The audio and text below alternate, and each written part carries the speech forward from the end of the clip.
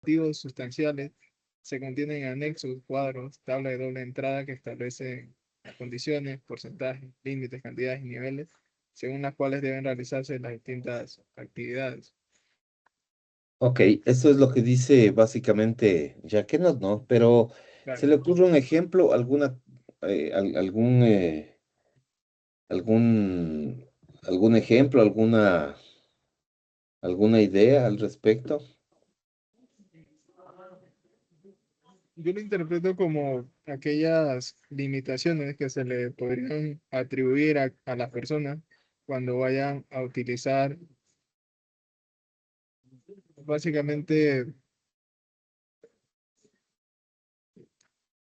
aquellas herramientas que ocasionen contaminación, como por ejemplo se podría limitar la cantidad o la altura de una chimenea de alguna casa para que no Ujú. esté emitiendo tanto humo por el hecho de cocinar sus alimentos.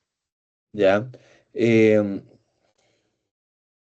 digamos pero en este caso, usted ha hablado un poco de limitaciones, ¿no es cierto?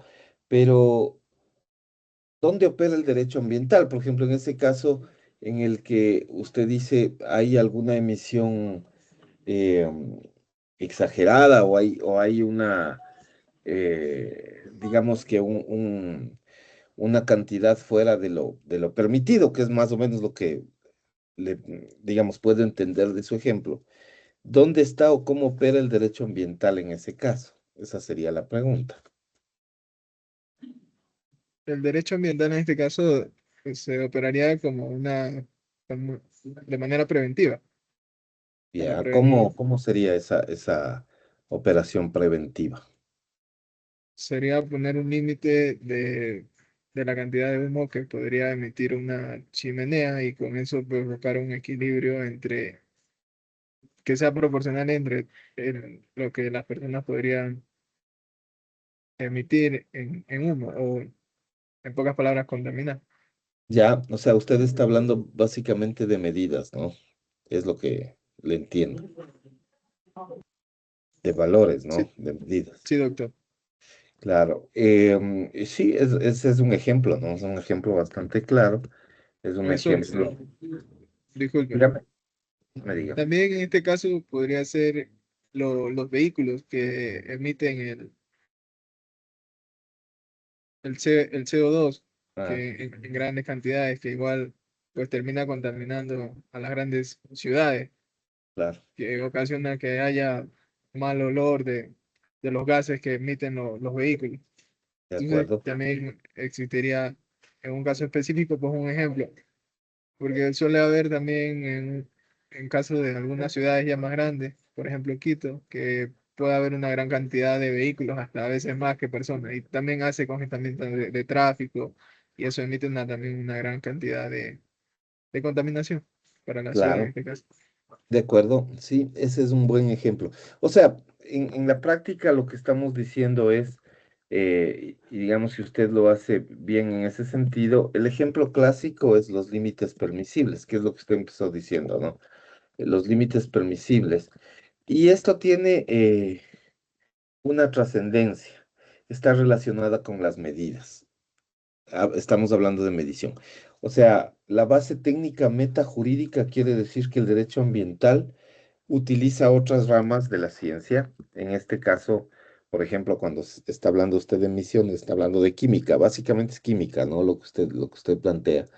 Entonces, usted ha hecho este último ejemplo que me parece mucho más claro todavía de las emisiones de monóxido de carbono o de, usted ha dicho dióxido de carbono, ¿no? De CO2 a la atmósfera a través de los vehículos.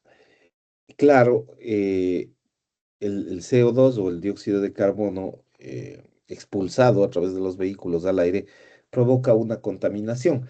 ¿Dónde está el rol del derecho ambiental? Bueno, el derecho ambiental tiene que poner el límite que usted ha indicado, un límite permisible, es decir, hasta este punto yo puedo descargar el contaminante, pero hasta este punto y nada más, ¿no es cierto? Em, eso significa eh, que yo necesitaría Deme un segundito que me escriben sus compañeros y eh, me escriben yo le puse aquí pasa que no, como no se conectaron a tiempo, ya les voy a pasar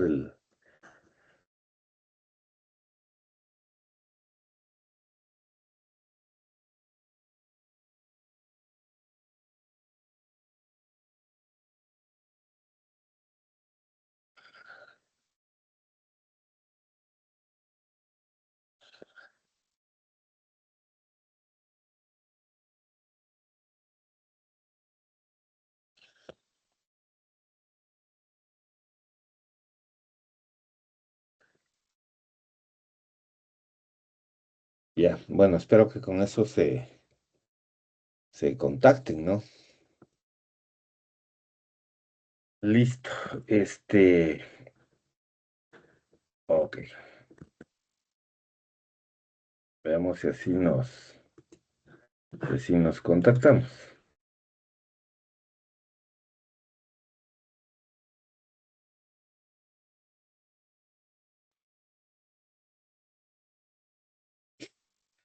No sé qué pasó, no sé qué le pasa a ratos a los programas de estos. Bueno, en todo caso, sí, ahí hay esta idea de la de la base metajurídica, base técnica metajurídica.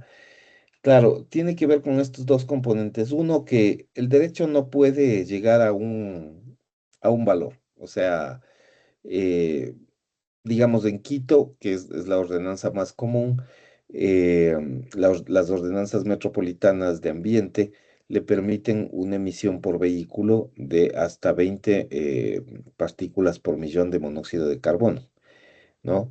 20 partículas por millón. ¿Ya? Esto significa que por cada millón de partículas de aire medido en partículas de este componente, ¿no es cierto? Que es hidrógeno, oxígeno, etcétera, nitrógeno y demás, se puede en un millón, ¿no? 20 partículas por millón, que es, eh, o sea, eso permite que sea el aire respirable, ¿no? Ese es el límite. Am, y entonces, claro, nosotros con ese valor tratamos de garantizar de que no haya la contaminación ambiental. Pero el derecho no llega a esa conclusión. A esa conclusión llega la química. La química es la que nos va a decir exactamente cuál es el valor. Lo que va a hacer el derecho es simplemente tomar ese dato científico y lo va a poner en una norma. Entonces voy a tomar ese dato y lo voy a incluir en una norma y yo le voy a poner dentro de la norma algunas condiciones previas, como que por ejemplo, si el vehículo cuando se realiza la revisión vehicular, que es, vamos a decirle, previa a la circulación o a la matrícula, el proceso de matriculación, si usted no cumple, pues simplemente va a salir de circulación. Entonces, esa es la base técnica, ¿no? Ahí, por ejemplo, se ve un claro uso de la química. En general, lo que tiene que ver con medidas límites permisibles tienen que ver con cuestiones químicas, ¿no? Cuando se analiza, por ejemplo, la calidad del agua, ¿no?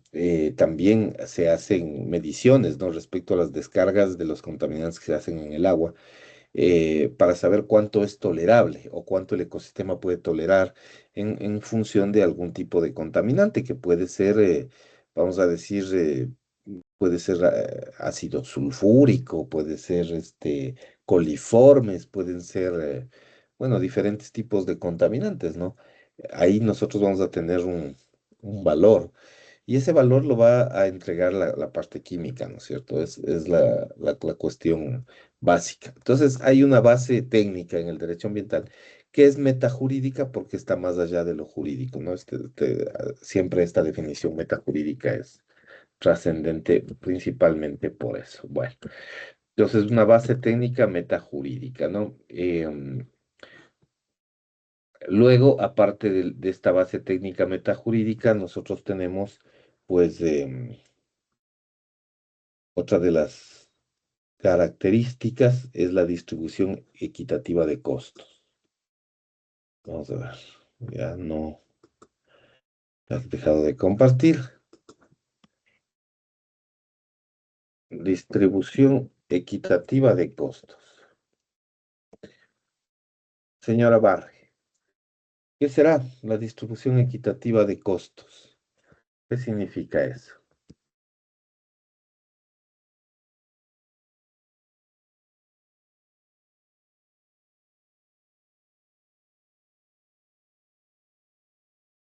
Doctor, discúlpeme, vuelvo a repetir la pregunta. Casi que no le escuché bastante entrecortado. ¿Puede repetir, por favor? Que me repita, por favor, la pregunta. ¿Qué significa o qué es la distribución equitativa de costos? ¿De qué habla la profesora Jaquenot?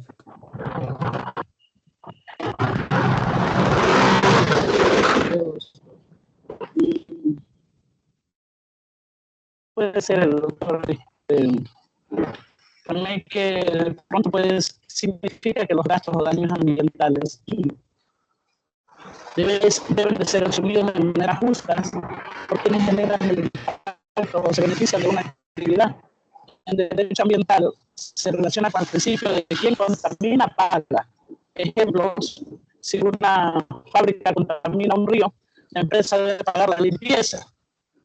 No sería justo que el Estado o la comunidad paguen por una contaminación que causó la empresa.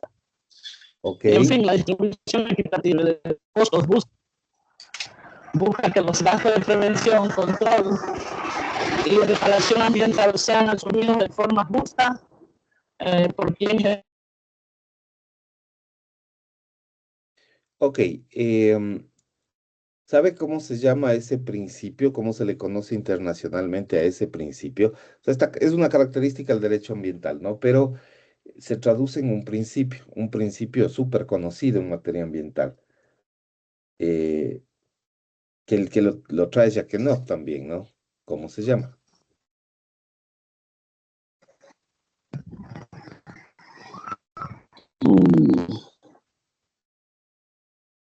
Sería con este principio pagador, principio de Contaminador responsabilidad pagador. ambiental, doctor.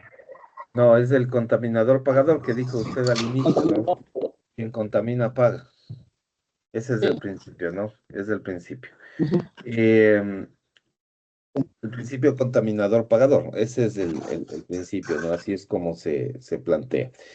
Am, Hay una cuestión que es bastante trascendente o que funciona de una manera bastante importante.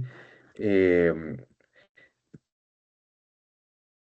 En general, en el derecho ambiental, esta idea del principio contaminador-pagador resulta fundamental porque es la que nos,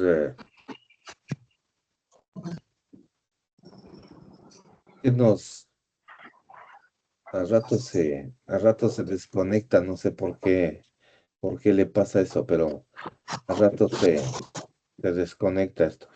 Bueno, el principio contaminador-pagador es esencial, digamos, ¿no? En materia de derecho porque nos permite determinar qué costos son los más eh, trascendentes que ayudan a una prevención ambiental total, ¿no? Entonces, se puede establecer desde dos puntos de vista, antes del daño y después del daño, ¿no? El principio contaminador-pagador tiene que ver con las circunstancias mediante las cuales quien utilice el ambiente para su propio beneficio debe asumir los riesgos. Esa es la idea central. Entonces, en contaminador pagador, normalmente lo que nosotros tenemos son, este principio es un principio económico en realidad, no es un principio propiamente legal, es un principio más de índole económica que tiene que ver con quién asume los costos de la contaminación. Entonces, como les decía, el principio general es que de alguna manera, quien se beneficia del ambiente, ¿no? Esa persona que se beneficia del ambiente tiene obligatoriamente que asumir los riesgos. O sea, si tú vas a beneficiarte de las condiciones ambientales, tienes que necesariamente asumir los riesgos. Entonces Hay un ejemplo que a mí me gusta mucho, que es muy simple, ¿no? Y que nos explica, de cierta forma, esta idea de que la contaminación es una externalidad, ¿ya? Esta idea de que la contaminación es una externalidad, ¿no? Esta idea es fundamental, ¿no? Esta idea. La contaminación implica una externalidad, básicamente. ¿Por qué decimos eso? Porque en realidad estamos hablando de... A ver qué dicen sus compas. Dicen que ustedes no les contestan. A ver,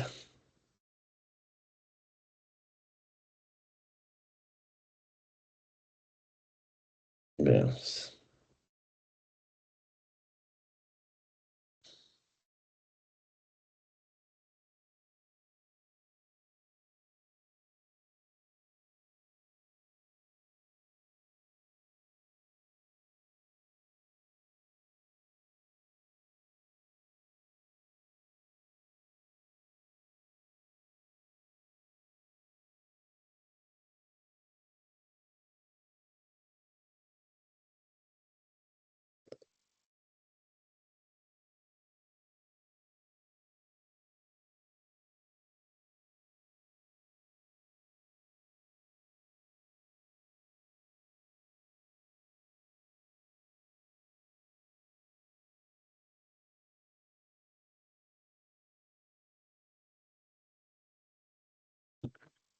Perfecto. Ya. Bueno, ya ojalá se conecten sus otros compañeros de Esmeraldas. Em, bueno, aquí el tema es básicamente el siguiente, ¿no? Pensemos en esto, pensemos digamos, tenemos una casa, ¿no? Ustedes viven en una casa con jardín, ¿no?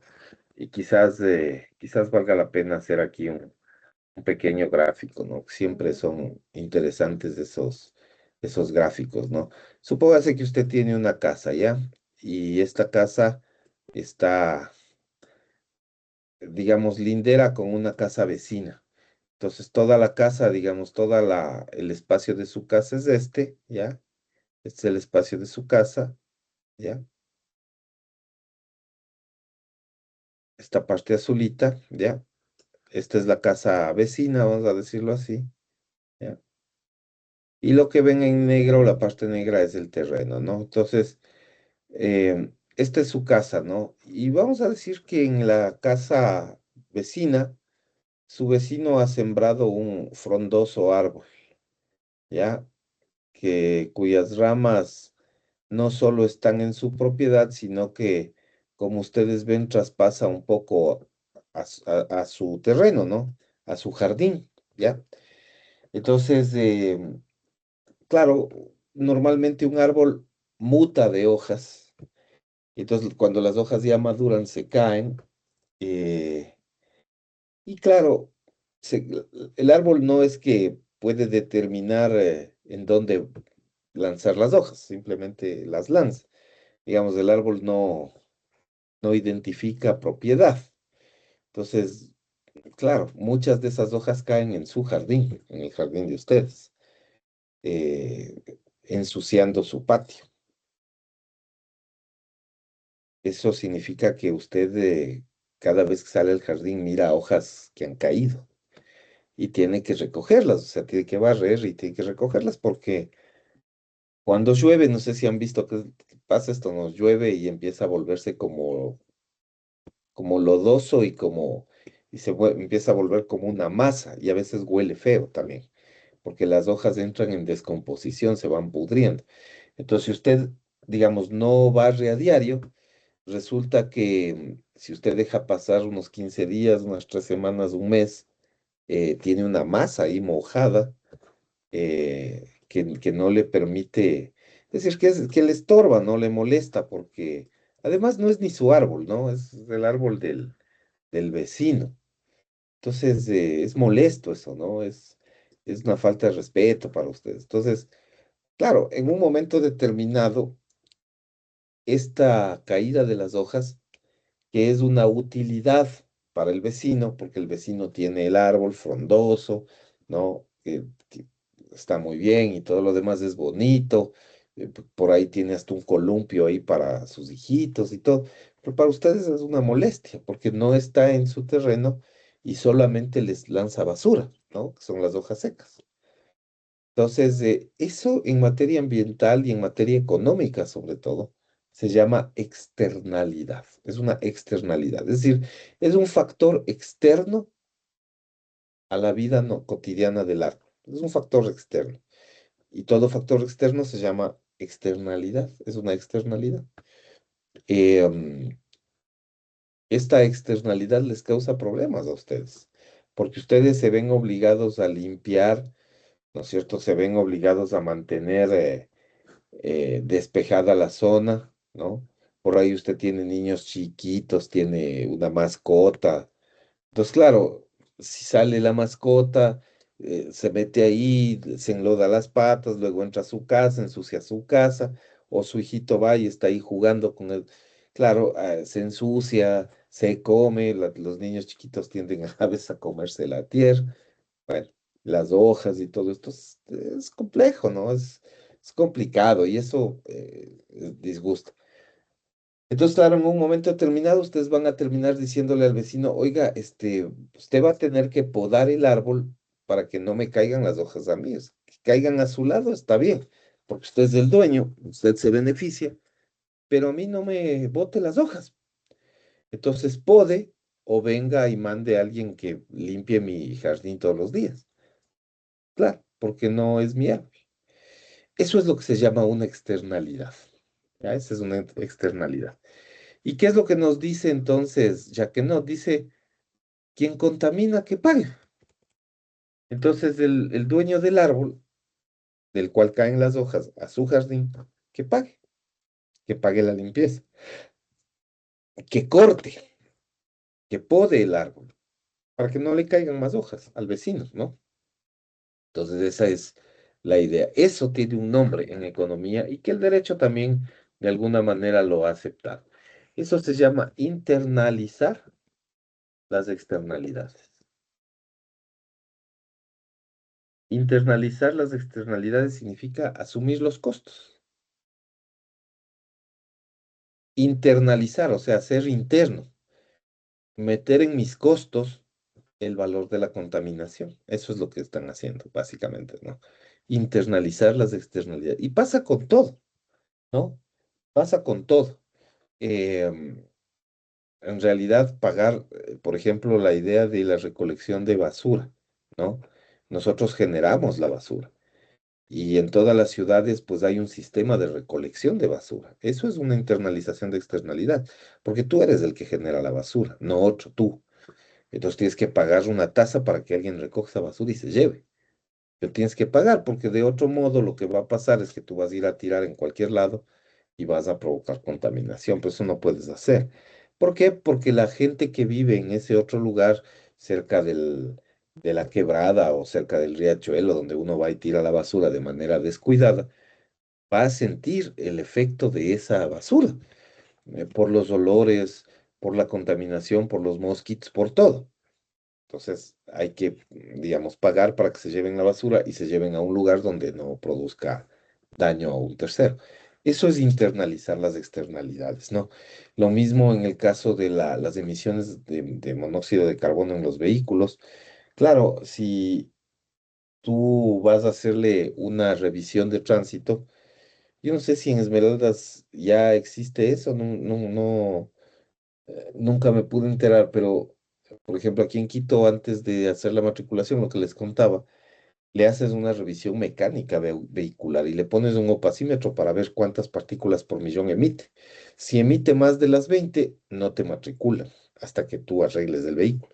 Entonces, eventualmente tienes que hacerle un arreglo al tubo de escape, por ejemplo. Tienes que hacerle un arreglo al almacenamiento de combustible, ¿no? Tienes que hacerle un mantenimiento al proceso del motor, los pistones, o sea, todas las bujías, todo ese tipo de cuestiones que, digamos, mantienen el aire eh, más limpio o que purifican un poco la cantidad de monóxido de carbono que vas a emitir al ambiente.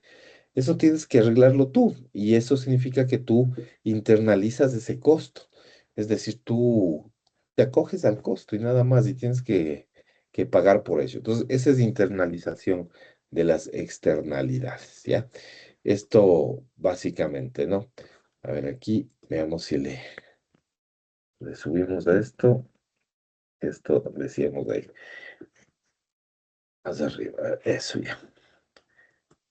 Y luego, bueno, ya que no,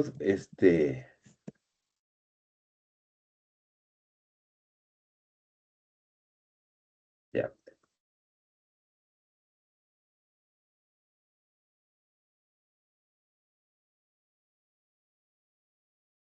Ay. Bueno, y luego viene esta idea de lo colectivo, ¿no? Que es que es otra parte, ¿no? Además de los costos, ¿no es cierto? No solamente nosotros vamos a hablar de los costos, sino que lo ambiental es algo que generalmente es colectivo, ¿no? Ya que no siempre se refiere a esto, quizás por la prominencia de los intereses de índole colectiva, ¿no? A veces sí hay cuestiones que son individuales, por ejemplo, digamos que esto, y les voy a poner aquí, ¿no? Porque quizás se lo ve como repetitivo, pero en realidad lo ambiental muchas veces tiene regulaciones individualistas, por ejemplo, la licencia ambiental. Entonces tú quieres hacer un proyecto, por ejemplo, quieres ponerte una gasolinera, digo, ¿no? Tienes el dinero, tienes los recursos, tienes el espacio, has hecho un análisis de mercado, sabes que va bien la gasolinera en el sitio que quieres ponerte, pero la gasolinera es un riesgo ambiental, porque tú vas a trabajar constantemente con combustibles y los combustibles, si no eres muy cuidadoso, pues se riegan, contaminan, se prenden fuego. No es, digamos que no es tan fácil trabajar con eso, ¿no? Siempre tiene sus riesgos, los riesgos suelen ser bastante elevados. Y entonces, claro, ese riesgo del combustible em, lo que te genera es que tú tengas que hacer un estudio de impacto ambiental, pero el estudio de impacto ambiental lo pagas tú, ¿no? Tú contratas al equipo técnico para que te digan qué elementos naturales, pueden ser elementos físicos, bióticos o antrópicos, pueden verse afectados con la construcción de tu gasolinera, tú pagas por eso. Y además, es algo individual eso, pero en el fondo, este estudio de impacto ambiental que se ve como individual para el tipo de actividad que vas a desarrollar o que la empresa va a desarrollar, termina siendo colectivo porque busca garantizar o salvaguardar los intereses del resto de la gente. O sea, claro, la gasolinera es tuya, tú asumes los costos, tú asumes los riesgos, pero en caso de que pase algo, el problema no es solo para ti, sino para el entorno y para tus vecinos, ¿no? Imagínate un derrame petrolero, que es lo que usualmente nos sucede, ¿no? No afecta a uno. El derrame petrolero usualmente, en la mayoría de los casos, digamos que está involucrado Petroecuador y sus instalaciones, pero no le afecta solo a la empresa, pues, o sea, la afectación es a la gente, es colectiva la afectación. Entonces, hay intereses colectivos que se pueden ver bastante eh, alterados, bastante complicados por eso. Y hay que tener un poco de cuidado respecto a este tema. Entonces, esa es la idea de los intereses colectivos, ¿no? De los que nos habla Jacques Not, ¿no? Intereses colectivos, ¿ya? Luego, tenemos una doble característica, ¿no? Eh, la idea de que se trata de un derecho integrador y globalizador. Eh, no sé si recuerdan las clases de Derecho Internacional Público, la idea de la globalización es concentrar en un producto varios focos de mercado, ¿no? Y en la contaminación también termina pasando eso. O sea, la contaminación se globaliza también. Es integradora y es globalizadora. ya que no cuando nos habla de esto, nos habla de que se integra dentro de un conjunto de ramas jurídicas y de ramas científicas, pero hace que las conductas humanas también se globalicen, ¿no? Eh, Haciendo que éstas sean más adecuadas a las características particulares del entorno, dice textualmente Jacques Ennott, ¿no? Pero, pero claro, el tema es que desde el punto de vista de la contaminación, es imposible no ver no tener o no acceder a una visión globalizadora, ¿no? Porque la contaminación es un poco eso, ¿no? Es un tema que tiene que ver con varios focos de producción reunidos en uno solo. Vean, por ejemplo, el ejemplo más clásico que a mí me parece que es el más sencillo y el más fácil de entender, es el de los vehículos, ¿no? Hoy en día los vehículos son la prueba plena de que el mundo se globalizó. Se globalizó en términos de producción, ¿no? Porque tú ahora, digamos, tú quieres comprarte un vehículo y tú no encuentras un vehículo que sea 100% ni alemán, ni chino, ni italiano, ni japonés, ni... No lo encuentras. En realidad no lo encuentras porque no existe, ¿no? No existe, digamos, una marca de vehículo que tú puedas decir, mira, esta marca es de tal país, ¿no? Eh, Ni siquiera Tesla, que siempre ellos se vanaglorian de que gran parte de su producción científica viene de California, ¿no? De, digamos, de sus desarrollos tecnológicos. Pero claro, la parte tecnológica puede ser que llegue de California, pero el resto de las piezas del vehículo no son estadounidenses. O sea, las llantas suelen venir de Taiwán, de Hong Kong, ¿no? Igual las carrocerías, los asientos suelen venir de China, de Tailandia. Y eso pasa con todos los vehículos, o sea, no importa ya prácticamente qué marca de vehículo uno vea, muchos de esos vehículos están, eh, digamos, traen su tecnología de otros lados, ¿no? De Japón, de China, de Tailandia, de Taiwán, de Hong Kong, de varios lugares. Entonces, así como está globalizada la producción, también se globaliza la contaminación. O sea, piensa tú en un vehículo, digamos, un vehículo estándar alemán, un Volkswagen, que está, digamos, ensamblado en México, porque eh, la Volkswagen para vender los vehículos aquí en Latinoamérica tiene dos centros de ensamblaje, uno en México y uno en Brasil. Entonces, ni siquiera es que se ensambla en Europa y viene de Europa, no. Vienen piezas de varios lugares del mundo y se ensamblan en México y en Brasil. Entonces, por ejemplo, acá nosotros tenemos los vehículos que se venden en el Ecuador, son vehículos ensamblados en Brasil, pero a Brasil llegan llantas de Tailandia, llegan los radios de Japón, los componentes electrónicos de California, seguramente, bueno, vienen de muchos lugares. Y claro, el momento en que tú generas la contaminación, resulta que es una contaminación global, globalizadora, de alguna manera incluso hasta integradora, porque yo no sé, por ejemplo, qué es lo que más contaminación te produce. Si generar las llantas, por ejemplo, el proceso de, digamos, industrial de fabricación de los neumáticos, que es un proceso altamente contaminante, ¿no? Eh, O sea, ¿qué contamina más ese proceso o digamos que todos los procesos de elaboración de las características tecnológicas del vehículo? Ven ustedes que ahora los vehículos hace poco más de 15 años vienen con esos módulos de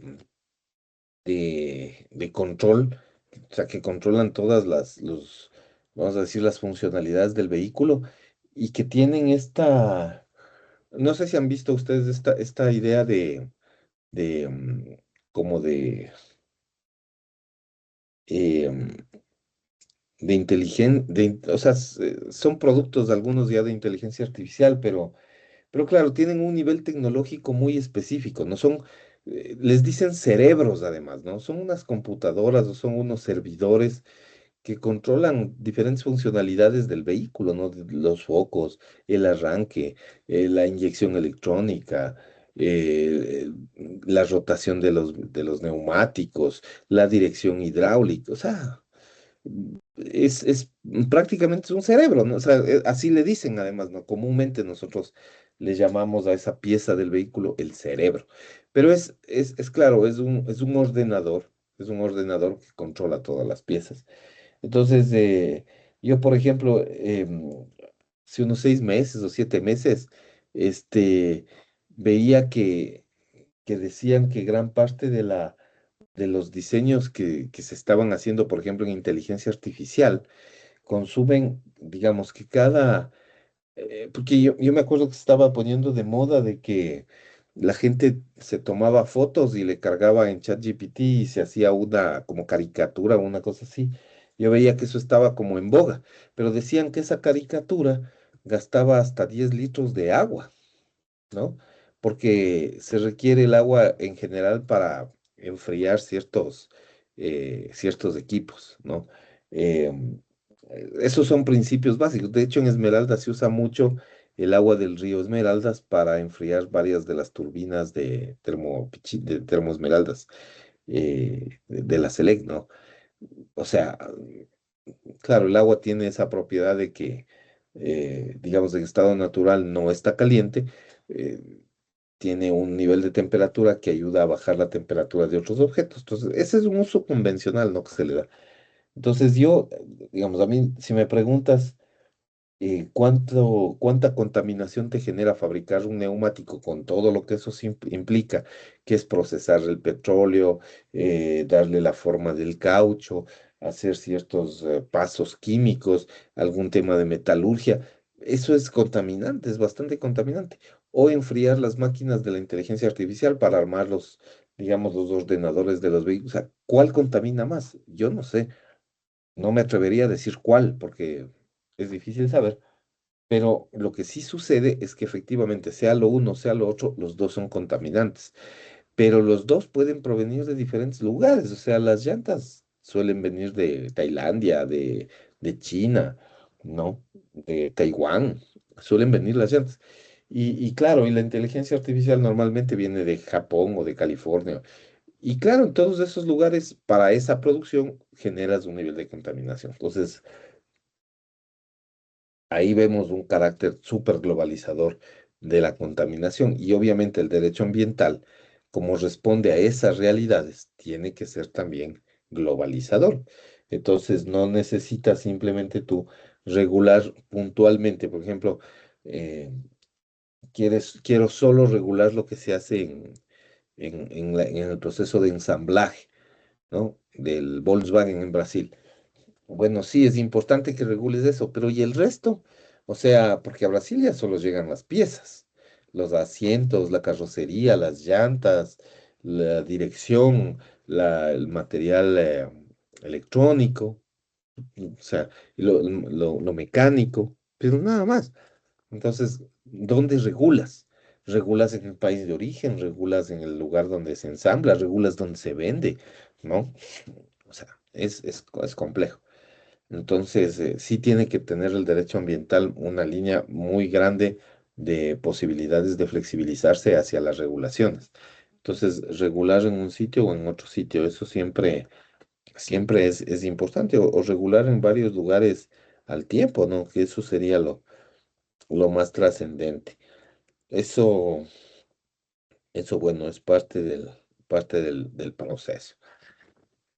Ya, ¿qué más tenemos? Bueno, es transfronterizo. Eso me parece que no es tan problemático de entender. Es transfronterizo, es decir, va más allá de las fronteras nacionales. Esto, digamos, no es tan complicado. Entiéndase que el medio ambiente no tiene fronteras, ¿no? Eh, entonces, yo puedo estaba pensando en las cataratas del Niágara, por ejemplo, ¿no? Que están en plena frontera entre Estados Unidos y Canadá.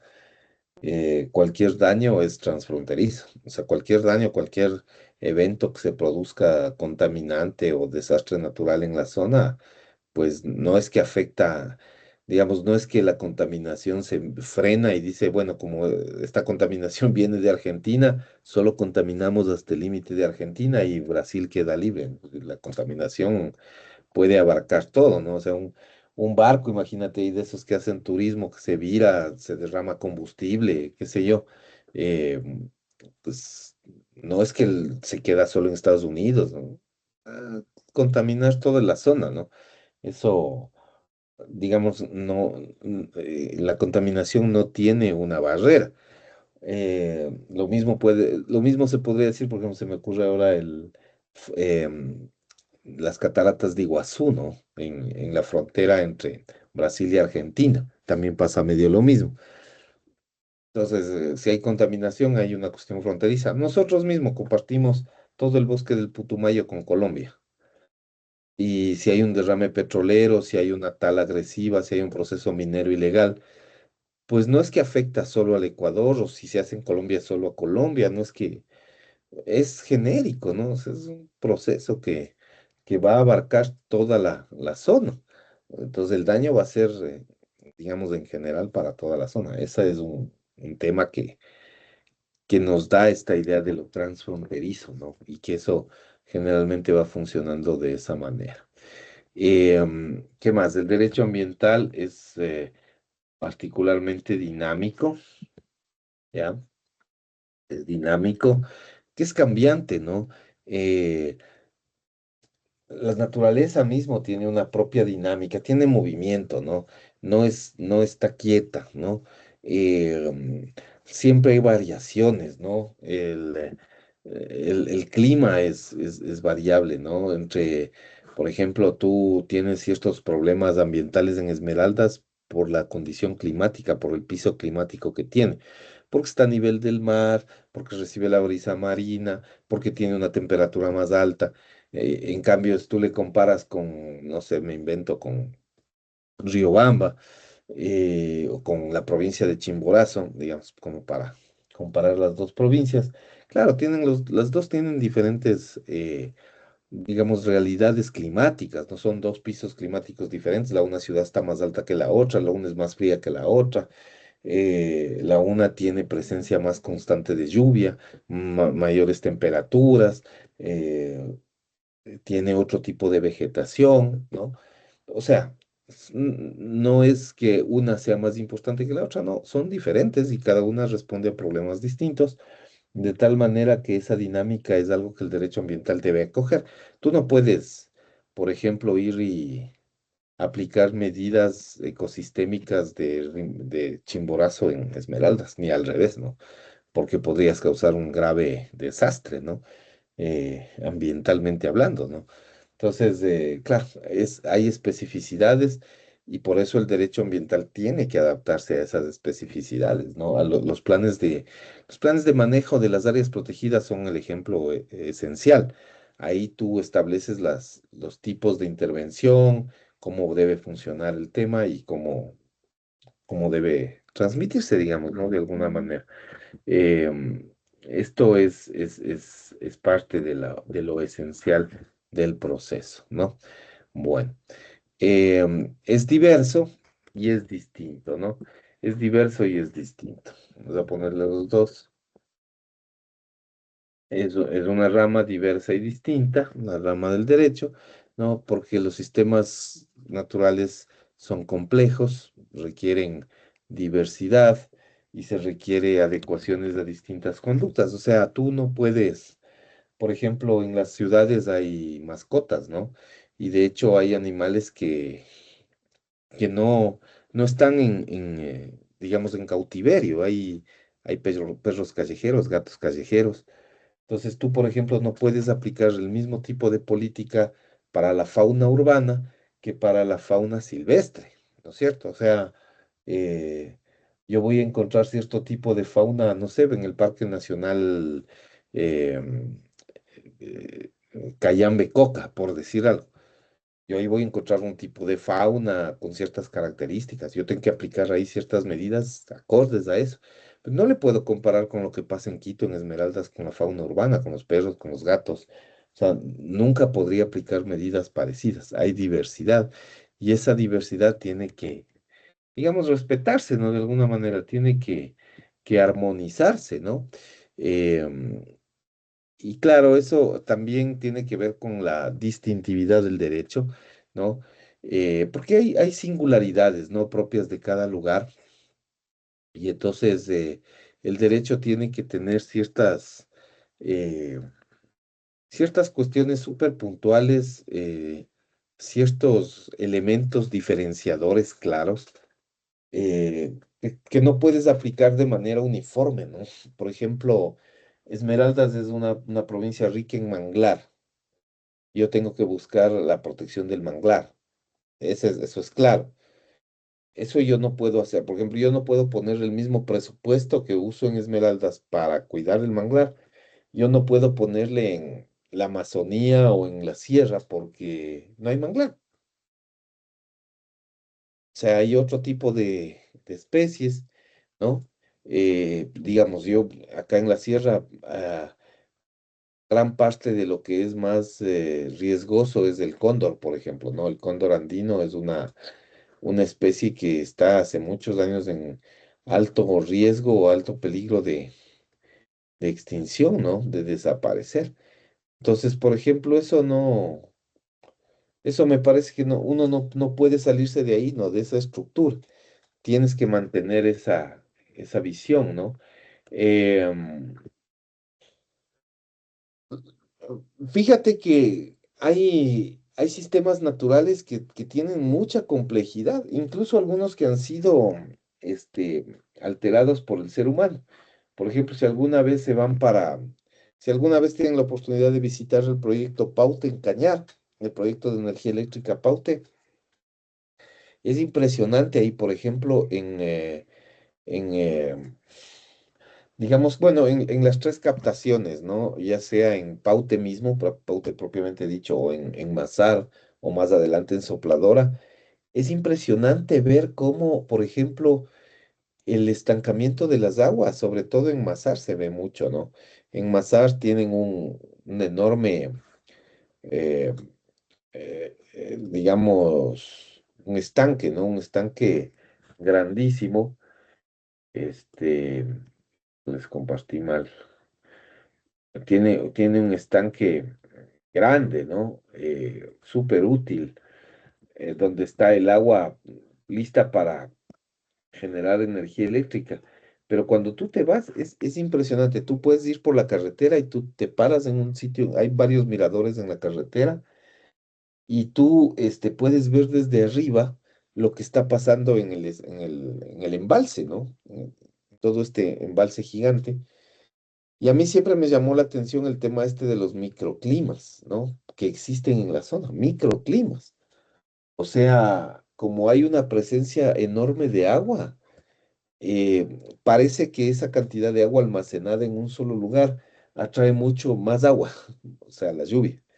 Y entonces hay veces que tú de la carretera estás en el solazo, pero, o sea, una cantidad de sol abrumadora que tú ya, digamos, estás sofocado de tanto sol. Pero tú miras desde la carretera hacia el embalse y está lloviendo duro. Y tú lo miras desde la carretera porque en tu lado está, digamos, el ambiente está súper cálido, está bien, pero tú a lo lejos miras cómo llueve, ¿no? Y llueve brutalmente. Entonces, a mí me parece que esas son cuestiones que resultan bastante interesantes, ¿no? Interesantes en esta estructura. Y eso le da diversidad. Entonces, el derecho tiene que flexibilizarse y adaptarse a esas regulaciones. ¿Cómo regular eso, por ejemplo, ¿no? Poner también ciertos límites, establecer, por ejemplo, cuestiones como la regulación del caudal ecológico en los proyectos hidroeléctricos, por ejemplo, que es muy común. Eso es una forma de adaptación, ¿no? Básicamente. Y así es como va funcionando. Bueno. Esas son las características, ¿no? Que trae Jackennot. Hemos hecho una revisión, creo que bastante exhaustiva respecto de cuáles son esas características. No sé si hay alguna pregunta, señor Lord.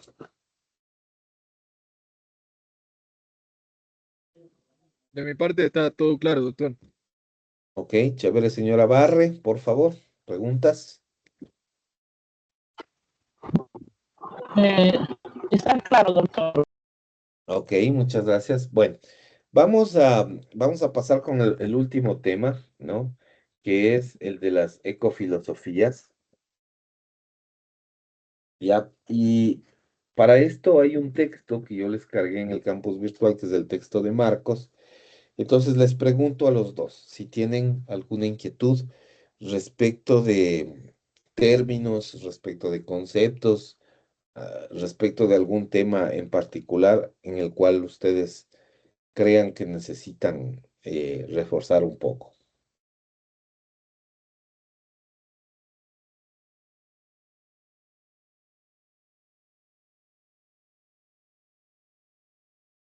No, nada, ninguno de los dos, está clarísimo.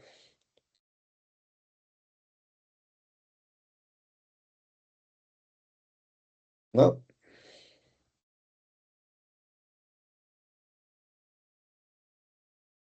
bueno, ok. Veo que está claro, vamos a tratar un poco los temas. Y como ustedes pueden ver en el texto de Marcos, ahí hay una idea central, ¿no? Hay una idea que digamos, está rondando siempre alrededor de ese texto. Y esta es la idea de las diferentes escuelas de la filosofía. Normalmente nosotros, ¿qué es lo que tenemos que hacer? Nosotros debemos entender la idea filosófica como el punto de partida o la base primordial del derecho ambiental. Em, ¿Cuál es la idea de esto? ¿Por qué está metido ecofilosofías? Que o sea, en la práctica, cuando hablamos de ecofilosofía, estamos hablando de ética ambiental, ¿ya? Ética ambiental, que nosotros le conocemos como filosofía moral, ¿ya? La ética es el estudio de la filosofía moral, nada más. Es decir, el estudio de las diferentes visiones doctrinariamente entendidas desde el punto de vista de la moralidad. ¿Por qué es importante hablar de esto? Am, Fíjate que nosotros tenemos en nuestra vida diaria, tenemos preasumido la idea de lo ético.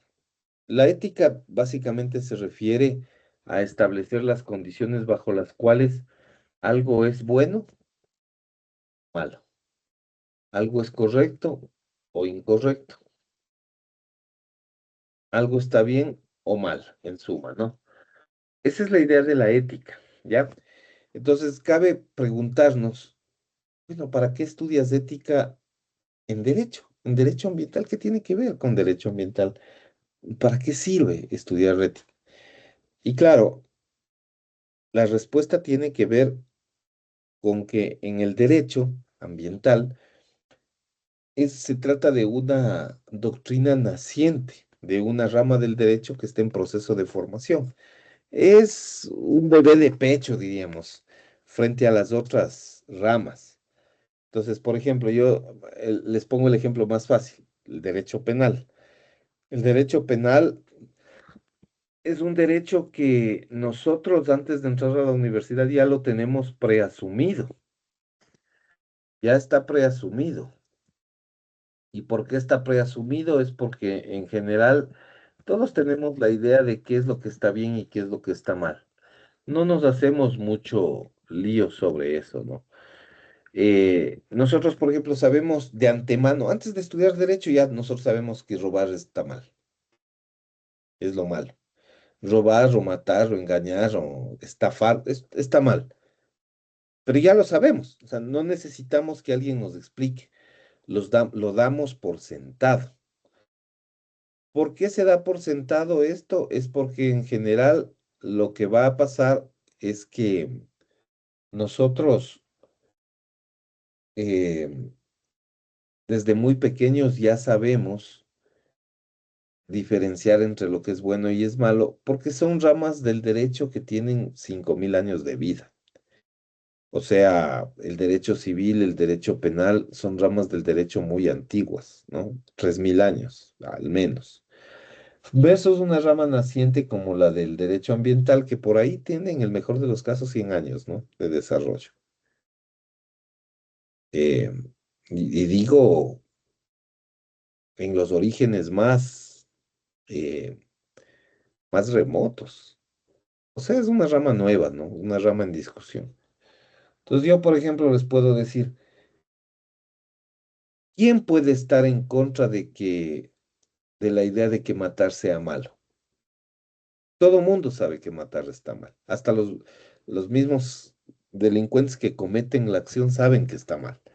Y saben que tienen riesgo de ir a la cárcel por eso, porque está mal. O sea, hay una conciencia sobre eso. No hay dificultades. Pero en el caso ambiental, esa diferencia entre lo que es bueno y es malo es bien difusa. Es muy difusa. ¿Y por qué es difusa? Porque compara dos elementos que son esenciales: la conservación de la naturaleza versus la satisfacción de necesidades humanas. Y eso es difícil. Ese es un punto de vista muy difícil. Fíjate tú que el ser humano, para poder desarrollarse, necesita la naturaleza, porque tú necesitas agua, necesitas comida, necesitas vestido, y todo eso sale de la naturaleza, ¿no? Necesitas, por ejemplo, tener tu computadora, tu teléfono celular. Hoy en día casi todo mundo tiene eso. Pero ¿de dónde sale? De la minería. ¿Y la minería es qué? Recursos naturales. Entonces, lo que va a pasarte en la práctica es que efectivamente a ver, aquí ya se compartió, ahí podemos compartir toda la pantalla. Lo que efectivamente pasa es que en la idea esta em, en esta idea de las ecofilosofías, lo que nosotros tenemos que considerar o tenemos que tomar en cuenta es que se trata de satisfacer necesidades a través de recursos naturales, pero esa satisfacción de necesidades impacta directamente en el ambiente. O sea, claro que tú usas la computadora y usas el celular y otros electrodomésticos y tal, pero todo eso viene de la naturaleza y mucho de eso, ese producto genera contaminación y daños ambientales, ¿no? Porque se trata de extraer cobre, por ejemplo, se trata de extraer materiales de construcción para nuestras viviendas donde vivimos.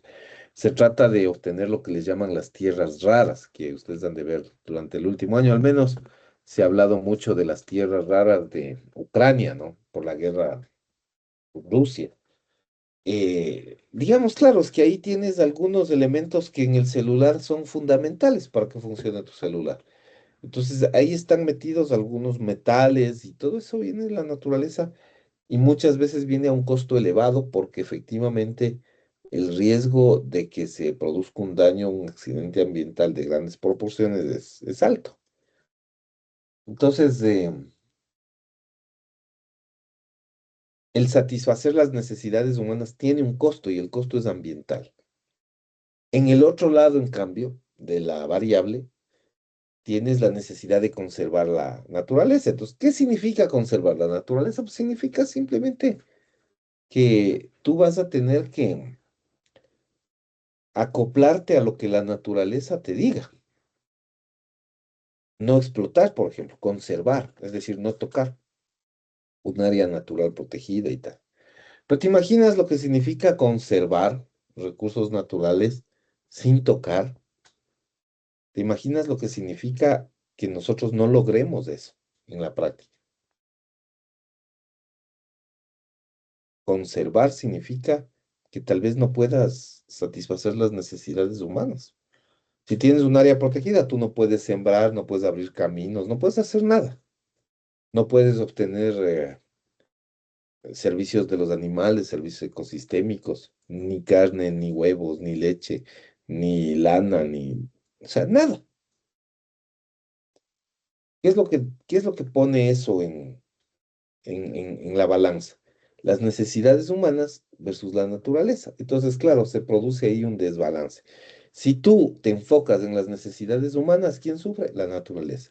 Y si te dedicas a cuidar y preservar la naturaleza, ¿quién sufre? Las necesidades humanas, es decir, el ser humano. Entonces, la diferencia entre las dos cosas es bien compleja, es bien compleja. ¿Cuál es la decisión que tienes que tomar? ¿Dejas que la gente se muera de hambre, no tenga acceso a ciertos recursos en pro de salvaguardar la naturaleza? ¿O extraes todos los recursos que necesitas, que tiene la naturaleza, para atender a la gente, pero sufre la naturaleza porque se desgasta, le sacas, digamos, los árboles?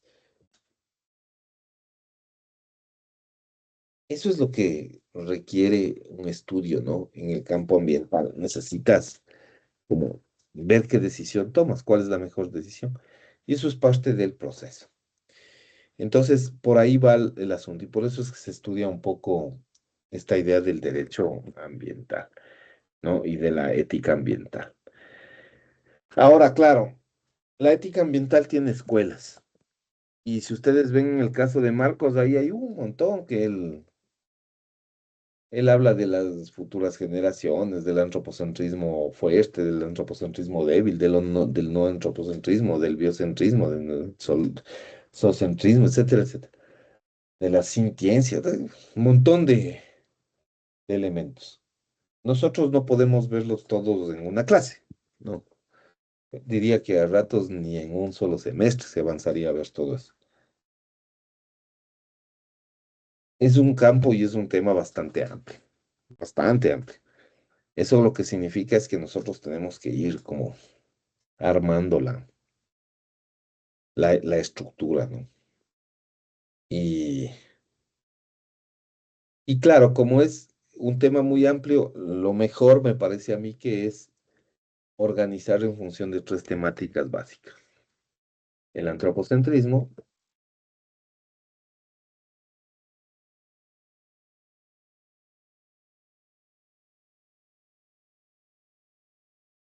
el ecocentrismo y el biocentrismo.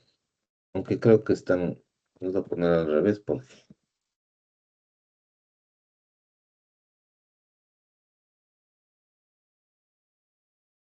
esa es la idea. Deme un segundito que tengo que conectar la, la computadora, sino que no le tengo aquí mi cargador. Deme un segundito nomás, por favor, no se me vaya.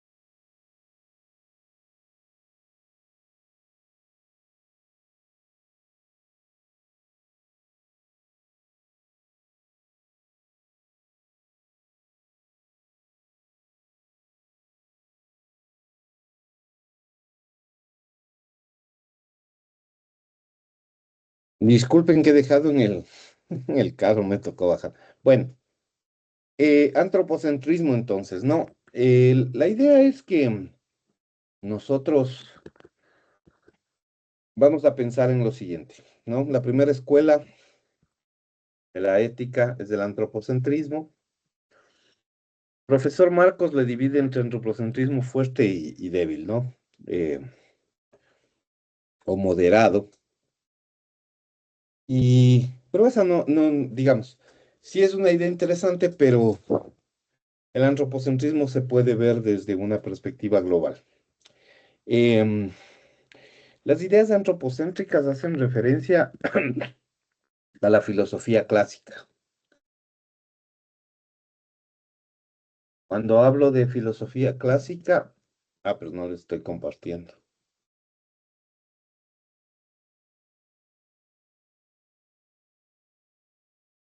La filosofía clásica les hace referencia principalmente a Aristóteles. Es aristoteliana. ¿Qué significa el antropocentrismo clásico? El hombre en el centro. Eso significa. De hecho, antropocentrismo etimológicamente, textualmente significa eso, el hombre en el centro. Hay una imagen que les quiero compartir para que ustedes eh, más o menos visualicen.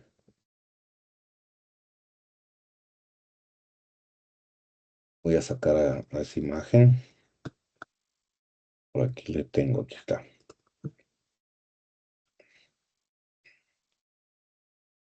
Esta es una imagen que ustedes seguramente han visto en las páginas web, así, ¿no? En, en alguna publicación. Es súper identificativa. Sí se ve, ¿no? Sí, doctor. Sí se puede Fíjense, visualizar. chévere. Fíjense lo decisivo y lo descriptivo de la imagen, ¿no? Es como una pirámide y el hombre está arriba. Fíjense que yo no utilicé la expresión ser humano en el centro, no. Usé la expresión hombre en el centro, porque de alguna manera la idea del antropocentrismo resalta al hombre arriba. Por eso es que también hay, y ustedes van a ver, o si ya vieron, ya leyeron, las teorías ecofeministas que cuestionan esto, porque vean que la mujer está abajo, ¿no? Está acá la mujer, está abajo. El hombre está arriba, la mujer está abajo, está al nivel de la orca, de la ballena. Y el resto son animalitos, ¿sí ven? Y hay cuestiones súper particulares, ¿no? Por ejemplo, fíjense dónde están los árboles. Están al final, junto a los insectos, junto a las medusas. Son animales inferiores marítimos, ¿no? O sea, la imagen es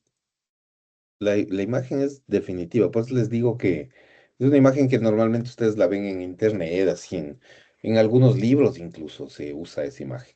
Es una imagen súper descriptiva y súper poderosa de qué significa el antropocentrismo. Entonces, es una forma de ver. En el fondo, lo que estamos diciendo es, los seres humanos se aprovechan de la naturaleza. El ser humano está arriba, el hombre, en este caso, particularmente, y la naturaleza, el resto está abajo. Administra. El antropocentrismo tiene 5 características, como para entenderle, ¿no? Para entender el contexto de la escuela filosófica. El antropocentrismo tiene 5 características. La primera característica es que el antropocentrismo es jerárquico. El antropocentrismo es jerárquico. Esta idea proviene de alguien que ustedes seguramente han escuchado, Santo Tomás de Aquino, con su famosa obra Suma contra Gentiles. La Suma contra Gentiles. Ya. ¿Sí saben quién es Santo Tomás de Aquino?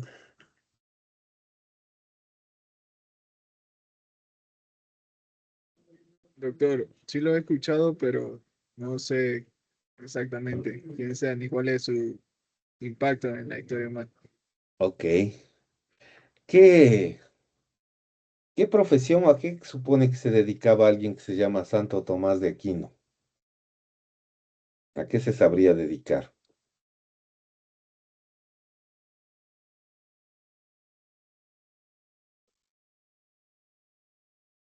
¿Qué dice? Doctor, yo pienso que fue un filósofo y teólogo medieval muy importante. Tomó muchas ideas de Aristóteles y las relacionó. Es un filósofo, ¿sí? Y es un filósofo bastante particular porque, bueno, no solo era filósofo, tienes razón en eso, señora Barre, tienes razón, sino que era sacerdote, era un sacerdote, era un filósofo sacerdote y además tenía interés por lo jurídico, así que escribía cosas jurídicas. Santo Tomás de Aquino es probablemente el que se puede considerar el padre del naturalismo, que ustedes lo vieron en Introducción al Derecho, seguramente, ¿no?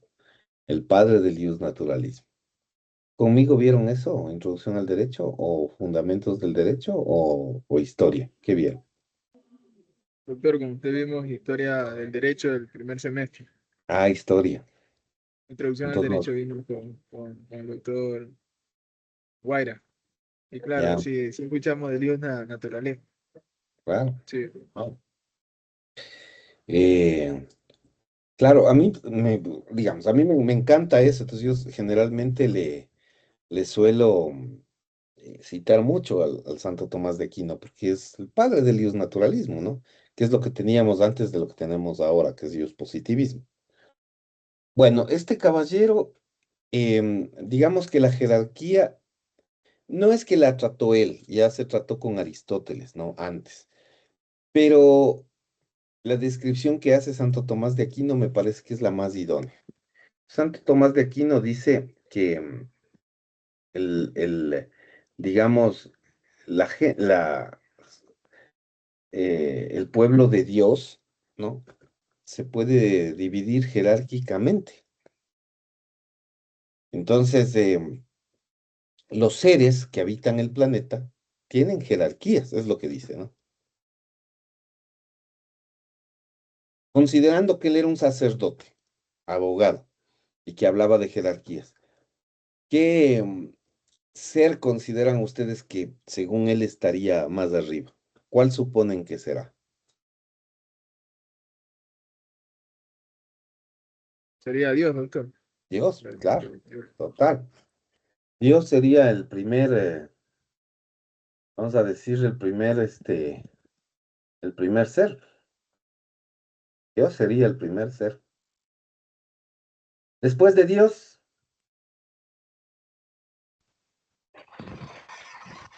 La iglesia, la iglesia, pero la iglesia no es los un ser. sacerdotes, las autoridades, La iglesia después no de sería un los ser. sacerdotes, autoridades religiosas, Ya, pero los los sacerdotes y sacerdotes, doctor, ya, ellos son seres humanos, ¿no? O autoridades sea, religiosas. yo le diría sí, pero ellos son seres humanos, ¿no? Son seres humanos. Ellos, ellos son seres humanos, ¿no? Sin embargo, hay alguien entre los seres humanos y Dios, hay hay alguien que estaba entre los dos. Los sacerdotes están aquí, son seres humanos. Pero para Santo Tomás de Aquino habían unos seres entre Dios y los seres humanos. ¿Quién suponen que serían? Doctor, podría ser Jesús o los ángeles. Jesús es Porque Dios. Jesús es Dios mismo. Entonces serían Jesús, los ángeles, doctor. los O ángeles. Satanás. ¿No? Correcto, los Puede ser. ángeles, ¿no? Los ángeles. No, Satanás está fuera de la ecuación, definitivamente, ¿no? Está fuera. Es el enemigo para Santo Tomás de Aquino. Él está fuera, ¿no? Él no tendría, digamos, valor para él, ¿no? No tiene valor. Recuerden que este es un tema entre el bien y el mal. Así que es muy interesante, ¿no? Su punto de vista, Satanás, pero es el enemigo. Para un tipo como Santo Tomás de Aquino, ese está fuera. Ese ni siquiera lo contamos. Pero los ángeles sí. Y Santo Tomás de Aquino les da un nombre bien especial. Otras criaturas, les llama a él. em, que si les pone divinas o terrenales, No me acuerdo, déjeme chequear el documento original. A ver, ¿dónde está el profesor? No, en ética, me parece que está eso. Aquí está, el profesor Keller, aquí está. Veamos cómo les pone. Serán fines, No le escuché. Sí, serán serafines, querubines. sí, exactamente, exactamente. Serafines, querubines, ángeles. Otras criaturas sobrenaturales les llama Santo Tomás. Ellos están como por encima, ¿no? Están más allá de lo físico, están en lo metafísico. Luego están los seres humanos. Luego están otros seres. ¿Cuáles suponen que estarán después de los seres humanos? Serían los animales, las Los plantas. animales, así es. Solamente que Santo Tomás de Aquino nos diferencia entre vertebrados e invertebrados, ¿no? Vertebrados e invertebrados.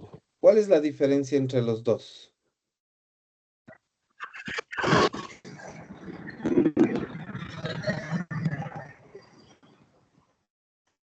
¿Qué dice?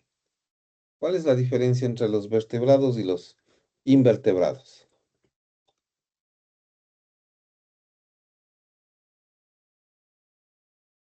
¿Qué es un animal vertebrado y qué es un animal invertebrado? Hace referencia a que los animales vertebrados tienen columna. La columna vertebral, Los sí. animales Tienen un sistema invertebrados. óseo, ¿no? Dígame, algo me iba a decir, señor Lado.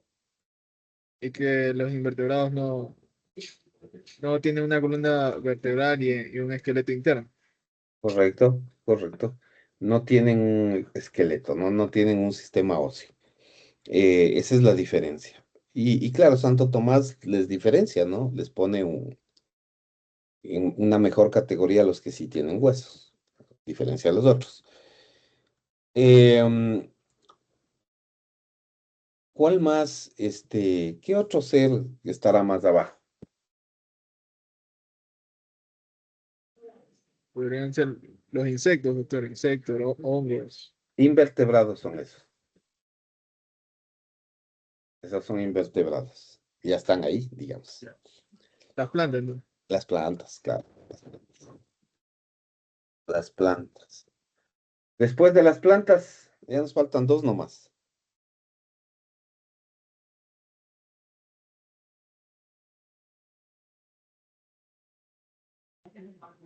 Sería el agua, no, el aire. Ya, ese es el último, ¿no? A ese le llama, ese tiene un nombre que él le denomina otros objetos inanimados. Ahí está el agua, la tierra, el aire. Hay uno más después de las plantas. ¿Cuál será? ¿Cuál se les ocurre?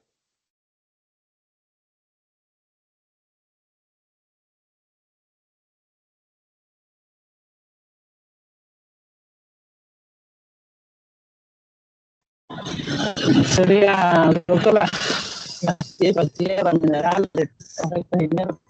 Ese es otras, todo lo que es minerales, eso es otros objetos inanimados.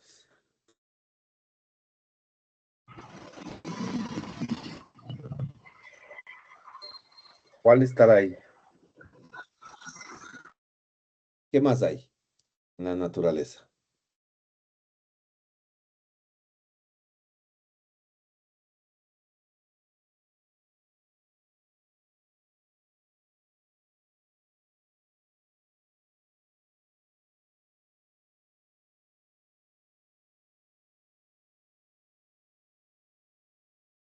¿Se les ocurre algo? No,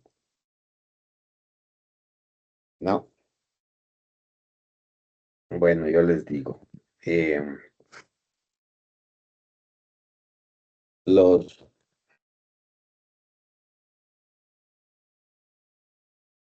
se denominan microorganismos simples. Las bacterias, los virus, La bacteria. bacterias, virus, los microorganismos simples. Bueno, esta es la definición que plantea Santo Tomás de Aquino. Recuerden que él está escribiendo siglo XII. Entonces hay cosas interesantes, ¿no? Cosas muy interesantes, como por ejemplo el hecho de que, a pesar de que es siglo XII, incluye a los objetos inanimados dentro de los seres, de los seres. De hecho, él le llama a esta estructura, él le va a llamar la gran cadena de seres. Gran cadena de seres le llama. Es decir, para él todos estos eran seres, incluidos los objetos inanimados. Que eso es algo bastante particular, ¿no? Es bastante particular, ¿no? Esa es una primera característica. Luego tenemos otra característica, una segunda característica digamos, del antropocentrismo, que se llama el dualismo metafísico. Esta es una idea que viene de Descartes, de René Descartes viene esta idea, ¿no? Originalmente. Él, ustedes saben que era alguien que trabajó mucho el tema matemáticas, ¿no? Era un filósofo en realidad. Él se autodefinía como filósofo, pero tenía una visión muy matemática. El dualismo metafísico tiene que ver con todo aquello que está más allá de lo físico. La meta siempre significa más allá de algo, ¿ya? Ese prefijo es más allá de algo. Como es metafísico, es más allá de lo físico. Y por lo general nosotros tendemos a pensar en algo metafísico en función de aquello que es eh, una dualidad. Por ejemplo, en los seres humanos, por lo general, lo que está más allá de lo físico es lo espiritual. Ese es el ejemplo más claro. Entonces, lo espiritual tiene que ver con la idea de lo físico, cuerpo, y lo espiritual o metafísico, el alma. Esa dualidad es una característica del antropocentrismo. O sea, los seres que son importantes tienen esa dualidad. Ya suponen ustedes quiénes son los que tienen esa cualidad. ¿Quiénes son los únicos que tienen cuerpo y alma? Los seres humanos. Los animales no lo tienen. Las plantas no lo tienen. Los microorganismos no lo tienen. Los otros seres inanimados no lo tienen. Ni siquiera, digamos, en esa estructura se guarda eso para los demás. Entonces, claro, los que tienen cuerpo y alma son los importantes. De ahí que la idea de Cristo como Dios es súper trascendental para él mismo, porque es alguien que tiene cuerpo, es Dios con cuerpo y con alma. Entonces, solo lo que tiene cuerpo y alma es lo que vale. ¿Qué más? Hay otras dualidades que aparecen, ¿no? Como por ejemplo, cuerpo y mente. ¿Por qué? Porque los pensamientos son inmateriales. Tú piensas algo, o sea, dices yo tengo deseos de comprarme un vehículo. El vehículo es lo material, pero tu deseo es inmaterial. Tu deseo es intrínseco. Nadie puede tocar ni ver. O sea, los deseos no tienen colores, ni sabores, ni medidas, ¿no? Son metafísicos. Tus pensamientos, ¿no? Esta persona me cae bien, me cae mal. Eso es interno, fuero interno. Eso no tienen ni los animales, ni las plantas, ni los microorganismos, ni los seres inanimados. No lo tienen. Esto lo tiene el ser humano, ¿no? Y hay una última dualidad que siempre hacen referencia, que es la dualidad entre naturaleza y cultura. La diferencia entre naturaleza y cultura es fundamental, porque plantea la división entre el instinto y la racionalidad. Vean ustedes, por ejemplo, la parte sexual de la gente, ¿no? En la naturaleza el sexo es algo natural. O sea, los animales mantienen relaciones sexuales donde quieren, porque es una cuestión que tiene que ver con la naturaleza y el instinto es algo natural. El ser humano no. El ser humano no puede tener relaciones sexuales donde quiera, porque estamos atravesados por una idea de cultura. la cultura ha construido un imaginario relativo a la idea de la privacidad. El ser humano busca privacidad para eso, busca estar aislado. No es en cualquier lugar. Buscamos aislamiento. Esa es una cuestión racional. Lo mismo va a pasar, por ejemplo, con el tema de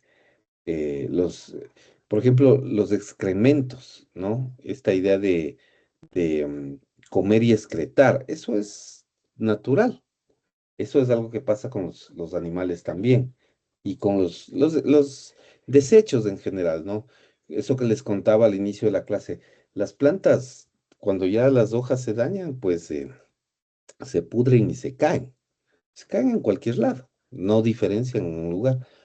Lo mismo el proceso de excretas de los animales, ¿no? Es en cualquier lugar. Nosotros no, porque nosotros estamos cruzados por un elemento cultural. Nosotros buscamos aislamiento, para eso un baño, la privacidad. La cuestión cultural está cruzada ahí. Es totalmente fundamental. Entonces, esto nos lleva a considerar que en la idea de cartesiana del dualismo metafísico,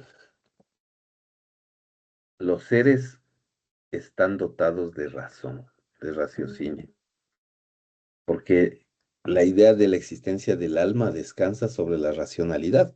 Nosotros creemos que hay un alma. ¿Por qué? Porque hemos construido esa idea. Es algo que nosotros hemos construido, no es algo que ha nacido de los animales o de las plantas o de la naturaleza, no. Es racionalidad pura. No se diga la mente, donde están las reflexiones, donde está los pensamientos, los deseos. Y no se diga la cultura, esas son construcciones. Entonces, claro, para el antropocentrismo, el único ser capaz de razonar, es decir, de tener alma, de tener mente, de tener cultura, es el ser humano, el resto no. Por lo tanto, los seres importantes son los seres humanos en el antropocentrismo. Si a eso tú le sumas que en la jerarquía están en la cúspide de la pirámide, ya sabes tú, pues entonces, qué es lo que funciona. Bueno, yo tengo una preocupación. Hemos llegado ya a las 2 horas de clase, prácticamente. Estoy 5:56 y no vino nadie más. Me preocupa un poco, para serles honesto, me preocupa un poco eh, avanzar sin el resto. O sea, ¿cómo voy a hacer después repetir la clase? Entonces, eso me preocupa un montón, porque además la clase ya se acaba en 30 minutos. Señor Jiménez, ¿algo quiere decir? Profe, ¿cómo está? Buenas tardes. ¿Cómo Para le va? comentarle que, bueno, cuando inician la clase yo todavía estoy en el trabajo y llegué a mi casa a conectarme y la computadora se me puso negra la pantalla recién y ya estoy, presté una computadora para Ya, conectar. Estoy desde el teléfono. Por ya, eso, por indicarle, por comentarle ya. eso. O sea, lo que tiene que hacer es tratar de que, bueno, yo entiendo que llega del trabajo y tiene que conectarse en la casa, pero trate de ver si, o sea, claro, tiene que intentar evitar quedarse toda la clase en negro, porque eso sí le perjudica. O sea, al menos la mitad del tiempo sí trate de conectarse en vivo, o sea, prendiendo la cámara, porque sí le va a perjudicar en calificaciones de eso, de que no se O prende. sea, no pasa nada que en el trabajo se crucen las personas, los compañeros, no habría problema. Para Yo mí no hay pudiera aprender allá. para mí no hay ningún problema. No sé si para ustedes es un problema que la cámara esté prendida. Para mí en realidad no es un lío. O sea, ¿por qué? Porque lo que pide el reglamento es que las cámaras estén encendidas. Mientras a usted se le ve el rostro completo, no hay lío, ¿no? Eh, el problema es un poco que no se haga eso, porque eso sí impacta. Entonces, si está con la cámara Profe, apagada, eso es malo eso. Dígame. Otra consulta. El control de lectura de hoy día se va a rendir así mismo con el programa de la semana pasada, que Sí, bloquea todo. pero no Ya bloquea. veo. O sea, sí, Eh, este programa que toca descargar. Es que lo que pasa es que la computadora que me prestaron me dicen que es bastante lenta. Y no sé si es que vaya y mi teléfono no va a aguantar descargar eso. pero, a ver, no tienen que descargar nada, ojo, ¿no? Lo que pasa es que les pide un código al celular. Es un código que, bueno, yo no sé cómo, y la verdad, para serles franco, yo no sé cómo, cómo ingresan, pero eso me comentaba, no sé, creo que la señorita Moreira me comentaba la semana anterior, que ella nunca ha ingresado con un código.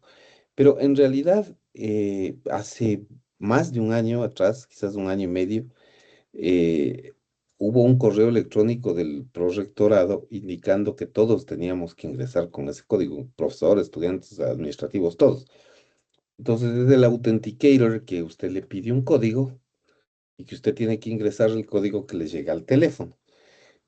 Pero es un código, o sea, no es una, lo que hasta donde yo sé, no es una aplicación ni complicada, ni pesada, ni problemática, es simplemente una aplicación para que ingrese. No, Ahora, profe, sí, eso del código sí, pero no sé si a mis compañeros también les salió el aplicativo que usábamos para rendir los exámenes del profe David Guaspa. No sé si a los compañeros también. mm, A Kevin que confirme. sí, a todos, tiene que salirles Sí, del Safe Exam. sí, que eso, no, pero ese programa sí toca descargarlo. Y bueno, no, la verdad, para serle honesto, entiendo que no, porque usted solo hace clic en el botoncito del Safety Exam y lo único que le hace es le manda un aplicativo que normalmente se tiene. Pero incluso ese es, me parece que es un aplicativo web.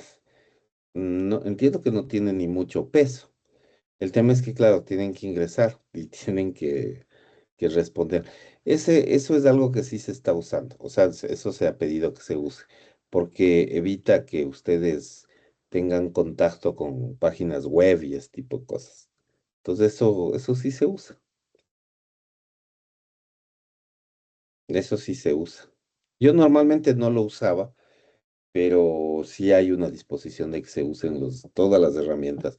No solo eso, sino también los Turnitin para los trabajos y todo ese tipo de cosas. Pero es parte normal. Ahora, si tienen algún problema, lo que sí tienen que decir es no puede ingresar, mandar una captura de pantalla de lo que no ingresaron y tal, porque de ahí lo único que hace es ingresa y rinde el examen. Yo no sé si alguien, o sea, tuvieron realmente las personas que rindieron el examen de la semana anterior, no sé si hubo en realidad algún problema. Yo, la verdad, veamos si me sale algo extraño. Yo la verdad es que no tuve así un reporte del sistema. O sea, yo tengo tres intentos, eh, tengo 13 intentos normales, convencionales. Eh, sí, la verdad es que no. Usted también sí ha rendido, señor Jiménez. Ahí le tengo rendido el examen. O sea, la verdad no sabría decirle, pero sí, ya se ha ido, señor Jiménez. Pero sí funciona, digamos, funciona para todos. Doctor, una preguntita. Claro. Disculpe, doctor, si me puede ayudar para las 7:30 que me active el examen. Es que ya mismo se va la luz aquí en la Concordia. Ya, puede, ver, a las 6 a 6:30 está el examen, la apertura. Si quiere, le abro ahorita, porque ya nos despedimos en un rato.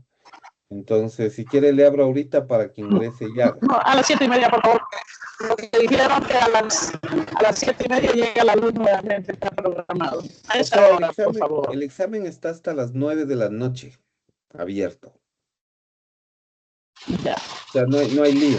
Yo le puse 6:30 porque esperaba que vengan todos los compañeros, pero no han venido. Pero el examen está hasta las 9 de la noche. En general, los compañeros están con ese problema de la luz. Acá en la Concordia también. No sé en Quirindé, pero en Esmeralda y aquí en la Concordia estamos con ese problema. No es Entonces, solo allá. si llega la luz a las 7:30, 8, ahí ya me conecto y ya le hago el examen. Sí, hasta las 9 está el examen, no hay lío. Pero sí, lamentablemente no es solo en Esmeraldas, ¿no? Gracias. En Quito está igual. En Quito está igual. Lo que pasa es que yo tengo medio suerte porque estoy en una zona cercana a la industrial y no cortan la luz. En las zonas industriales tratan de no cortar la luz. Entonces yo estoy pegadito a un barrio industrial y generalmente no me cortan tanto tiempo. Sí me cortan, pero poco. Y generalmente de madrugada, cuando estamos durmiendo. Pero está en todo el país, ¿no? No es solo Esmeraldas. Penosamente no, otra vez no, me parece que no han manejado bien la cosa las autoridades y ya tenemos ese problema, ni modo. Así es que eso es. ¿De acuerdo? Bueno, le paro la grabación. Como les digo, nos vamos a quedar Gracias, ahí doctor. porque yo tengo recelo de que, claro, si